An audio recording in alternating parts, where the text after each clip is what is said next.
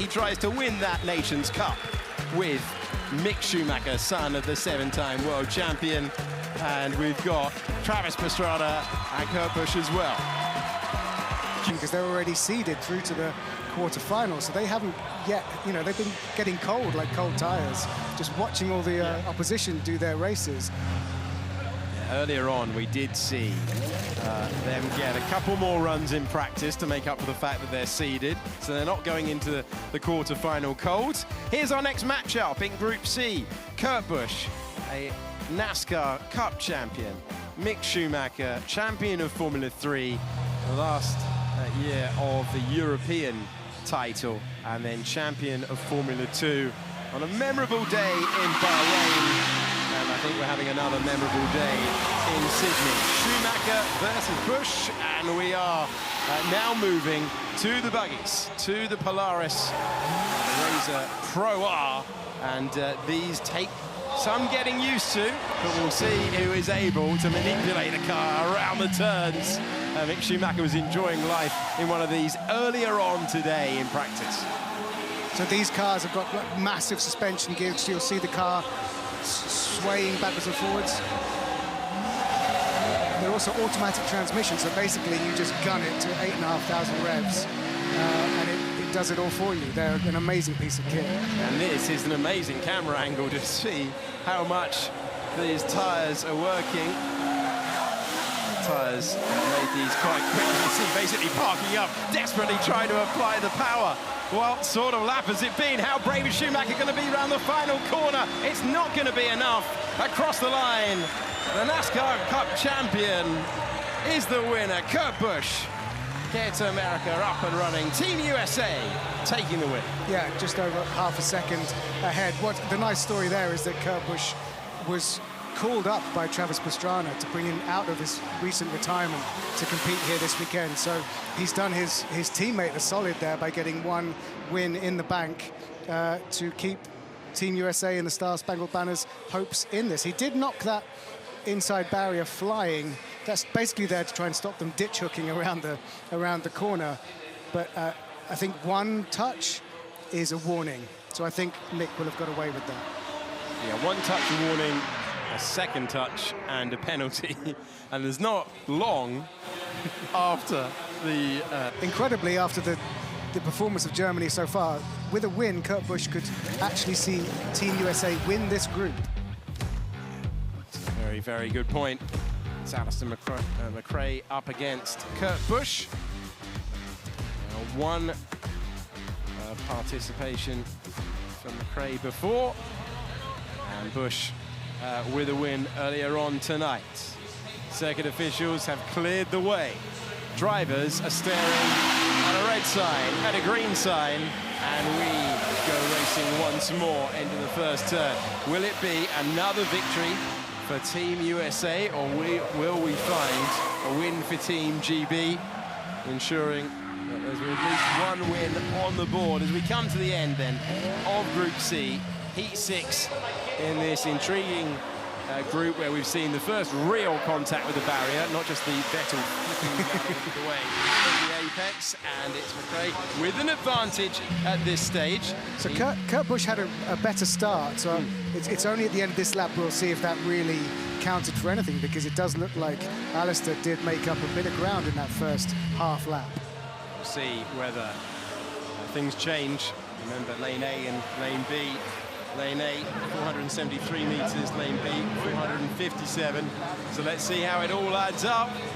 Is there going to be an opportunity? No, there isn't for Team GB. It's Team USA once again. And it's celebration once again. Busch with another win. Busch advancing the USA through into the next round. DC doing his best to hide his disappointment there. DC, who had an explosive start to the weekend in practice. Yeah.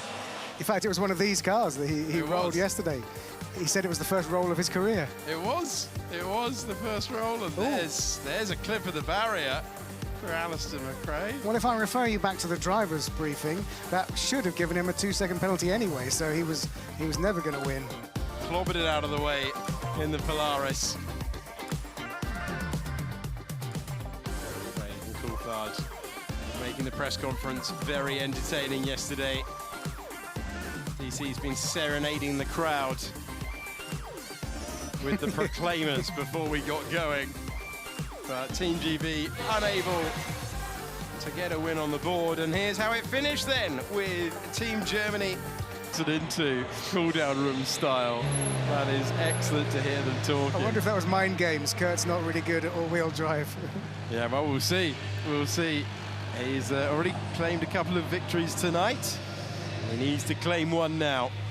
Oh, what a great angle there. So the launch control on these FC2s is all about getting the revs up and holding the handbrake on. And we just saw the stick being pulled back to engage launch control. What a great insight into how to operate these rallycross beasts. They really are beasts. From red to green to go. And off the line we go. And it was a slow getaway. It was a very slow getaway for the Team Australia Supercars entry of Brody Kazetsky. He wasn't able to get the launch that he wanted. Can Busch continue on with that at the moment? It was a slight bog down off the line. Should give him an advantage as we cut the beam under the arch. Let's see. So it's a good advantage. It's not insurmountable, but it's a good advantage at this stage. I would have expected Kurt to be a little bit further ahead, considering what happened at the start. So it's been a great first half lap from Kazetsky. Kazetsky trying to come back into it. The Supercars champion of 2023. Right, it's all coming down to this. It's already 1 up for the Australia Supercars team. Can they go 2 up? Crowd are roaring, crowd are cheering. That's the reason why. Australia Supercars have another one on the boards, and they're heading through to the delight of the crowd who really got into that one. And preview, you can hear from Kurt Busch down in the car area. Kurt, I thought you were going to have that one. Yeah, it was. I got a good launch, and then I felt like I was too conservative in the fast sections. Travis had a little trouble. I was notified by that, but all in all, the FC2 is the biggest challenge for me at Race of Champions. It's a rally car with all-wheel drive. It's got a ton of power. It's super light. It's fun. Like, it's a blast, but you got to be on your game here. And we went up against 2 of the best Aussies. We knew we had our work cut out for us, but I had a blast. I mean, I should have took a bit more of a risk on the bridge and maybe got just the warning and moved a barrier, and that way I could have gained, half a second. But still, that time was not enough to beat these Aussies. So, look, you've come out of retirement for this. Are you pleased with your decision? Yeah, it was great. I always love coming to any event to race. It gets that adrenaline going. The fraternity of drivers. It's so much fun to banter and to smile, and even just having a couple tinnies with the boys last night. They were talking me up like, man, we used to watch NASCAR just because of you. And it's like, damn, I'm getting old. But that was fun. No, experience, and it's great to have you here with us, Kurt. Thank you so much. So the little air quotes there around the warning. I'm glad I brought up, bridge chat earlier on, because it is clear. It's going to be exciting. Valtteri Bottas, Kurt Busch, Chaz Mostert. Going to be super competitive, this. Valtteri Bottas trying to find a bit of form. This is his second race of champions. Finland were eliminated early on yesterday. He'll want to go deep into the competition. Bottas on the left, Kurt Busch on the right. And we're racing to turn number 1 version of the white car. Going up against the 10-time Grand Prix winner. Massive jump. And it's the first time it's too big. Overcooked it. Literally a flying fin. Just flew a little bit too far there. I was thinking that's a mighty jump, and then we were both tracking as we went through. Bottas making contact with the barrier after a flat-out run, scraping down the wall. He's still leading, though. He is. Race control might be looking at how heavily he hit the wall. We did see Victor Martins penalised for a barrier movement like that earlier on. We've still got an active race between a former NASCAR Cup champion and a 10-time Grand Prix winner with Mercedes. And this has been a really strong second half of the lap. Kurt Busch comes across the line and takes the victory.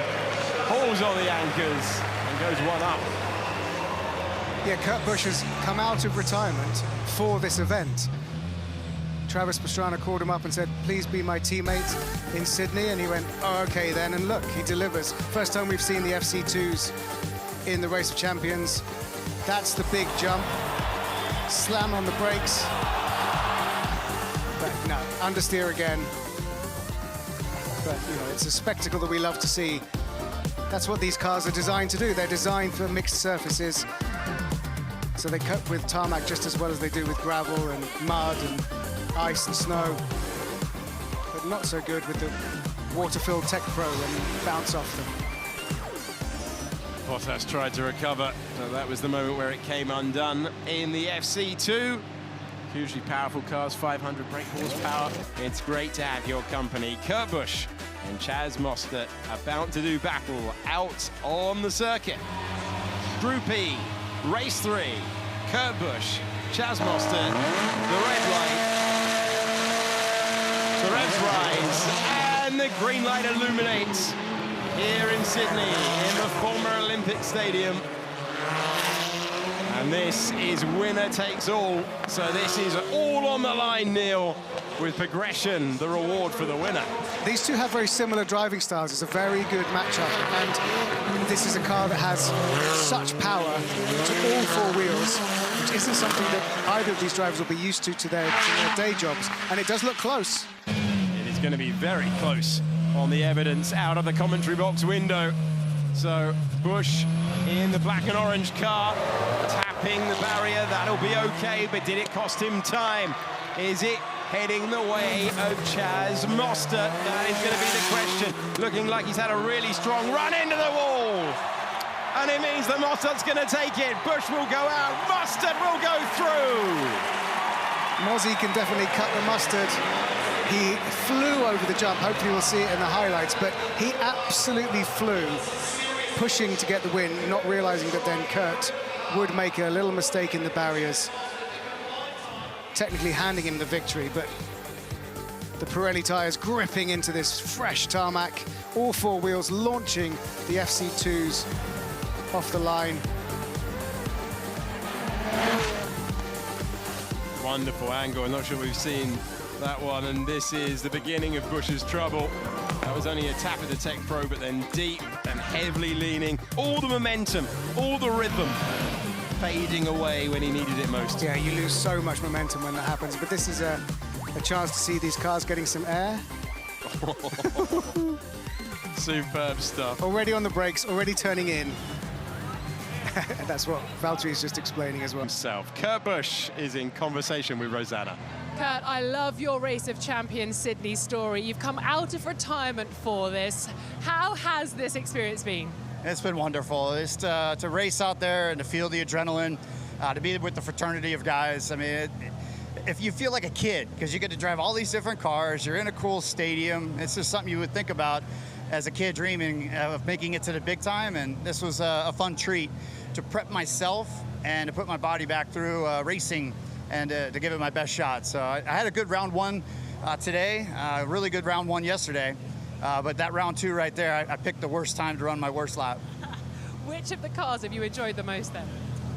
The Polaris Razor, the buggy, is so much fun, and then with the chicane being removed for the rally cars, that's what I came here for. I came here to launch a car. I've loved watching you come back out of the cars and replay all the kind of moves, a bit like a cricketer, playing at shots. Yes, and then you see driver talk. We use our hands a lot and our body language this way, that way. And so, yeah, the second rally run I had today, just really sliding bad to the rights, and I couldn't get it to turn on the lefts. You would have thought a NASCAR guy could have got to the left-hand turn. Exactly, that's your specialty. Travis Pastrana dragged you out of retirement. Do we thank Travis for having you here at Rock, but also perhaps for some future racing coming Kurt Busch's way? Yeah, this was a good test. It's like throwing a rock in the pond and seeing the ripples. Now it's a ripple effect of what pops up, what phone calls come my way, or new connections here down in Australia. I love the guys. The guys down here are so much fun. Those Australian V8 supercars are way beyond my capacity, but there could be something over at Bathurst. We'll find out. Oh, exciting stuff. Kurt, it's been a pleasure having you here at the Race of Champions. Thank you. I really enjoy it down here. It feels just like I'm home. So I really love the Australian culture and the country. Did we just get a world exclusive? I think we did, and wonderful that the Race of Champions is setting up the connections that could create another chapter in his career, which has already taken him to the NASCAR Cup, and you sense he's enjoying